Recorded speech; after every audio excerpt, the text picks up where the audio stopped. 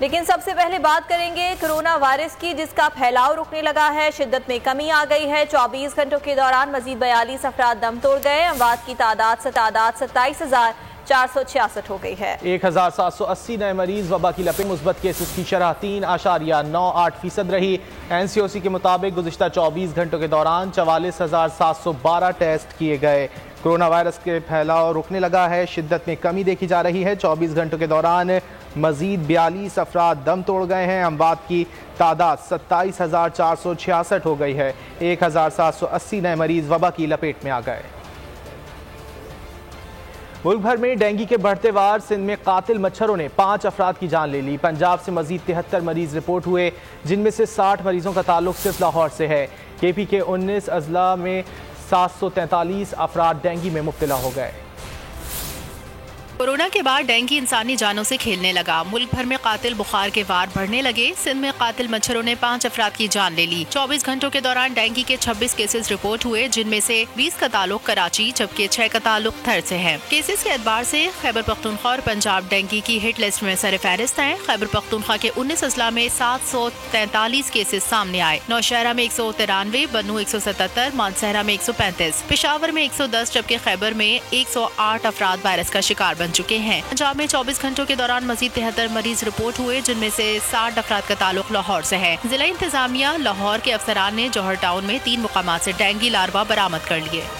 اور دیگر خبروں میں آپ کو یہ بتائیں کہ مقبوضہ کشمیر بھارت کا اٹوٹ انگ ہے اور نہ ہی یہ بھارت کا اندرونی معاملہ ہے۔ پاکستان کی نمائندہ سائمہ سلیم کا بھارت کو کرارا جواب۔ کہا بھارت بین الاقوامی سطح پر تسلیم شدہ متنازع علاقے پر قابض ہے، جس کا حتمی فیصلہ اقوام متحدہ کی سلامتی کونسل کی قراردادوں کے مطابق آزاد اور غیر جانبدارانہ رائے شماری کے جمہوری اصول کے مطابق کیا جانا چاہیے۔ Jammu and Kashmir neither is a so-called integral part of India, nor is it India's internal matter. India remains in occupation of an internationally recognized disputed territory whose final disposition needs to be decided in accordance with the democratic principle of a free and impartial plebiscite under the United Nations auspices as provided for under numerous resolutions of the Security Council. In order to divert attention from ever-increasing international condemnation of India's widespread and escalating human rights abuses in Indian illegally occupied Jammu and Kashmir, India continues to level baseless allegations and rely on outright lie and obfuscation. India's compulsive obsession with Pakistan is neither new nor surprising. It has permeated its ruling elite and governance structures. وزیر خارجہ Shah Mahmood Qureshi new York کا دورہ مکمل کر کے London روانہ ہو گئے۔ شاہ محمود قریشی اقوام متحدہ کی جنرل اسمبلی اجلاس کے لیے آئے۔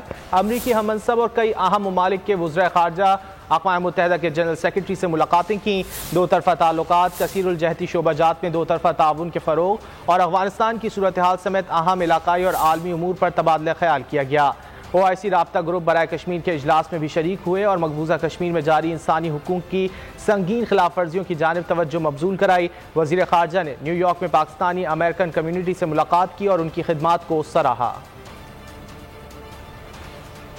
اور گجرات کے قاتل مودی کو امن کی بات راز نہ آئی، عالمی فورم پر زہر اگل دیا۔ وزیر اعظم عمران خان نے UN جنرل اسمبلی میں امن کی بات کی۔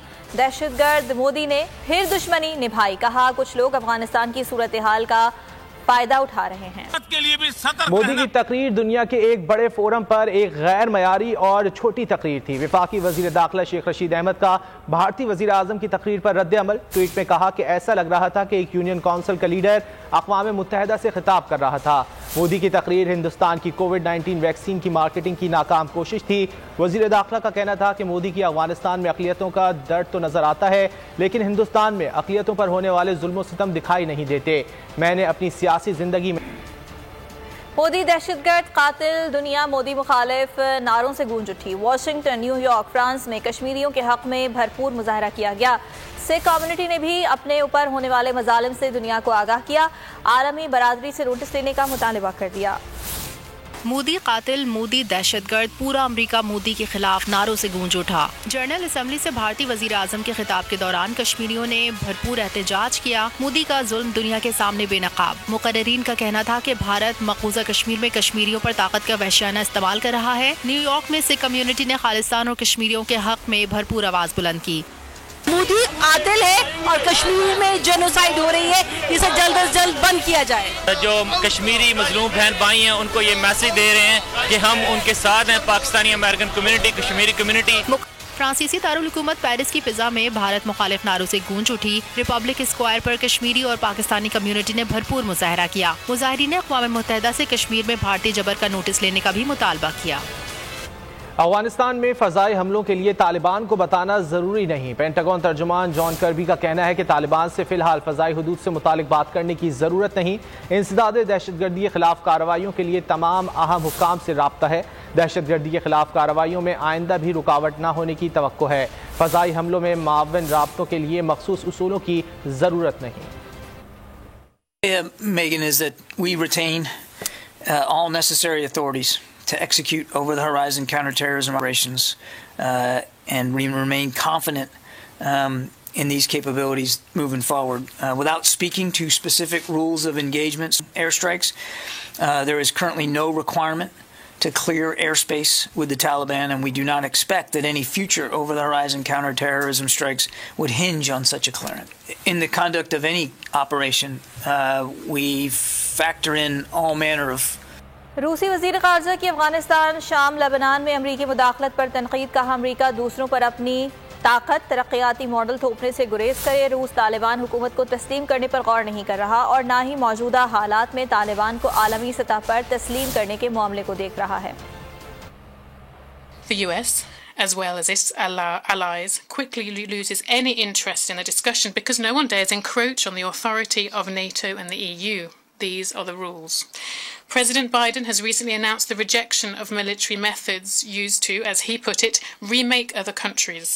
We expect the US to take one step further and reject any other methods of imposing their development model on others, not only military ones. The rules-based order is founded on double standards. When it serves the West's interests, people's right to self-determination is an absolute. Pakistan نے افغانستان سے پھلوں کی درآمد پر sales tax ختم کر دیا۔ پاکستان افغانستان سے آنے والے سیب کے علاوہ کسی پھل پر ٹیکس نہیں لے گا۔